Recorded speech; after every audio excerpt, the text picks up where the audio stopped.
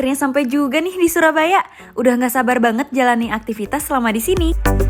Aku sama Raisa udah dijemput nih sama Adeline. Stop. Aku lupa mobil aku di mana. Terus untung aja ini ada Find My Car, jadi kita bisa lihat.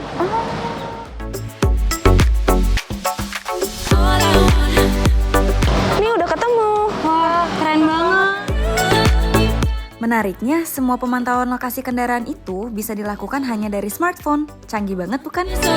Toyota sangat memperhatikan kenyamanan customer, terutama dengan adanya fitur Find My Car dari M Toyota Apps makin memudahkan pencarian mobil veloz kamu loh.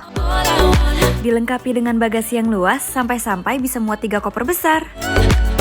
Tidak hanya memberi kenyamanan dalam pelayanan, tetapi juga dalam desain interior mobil yang sangat amat nyaman.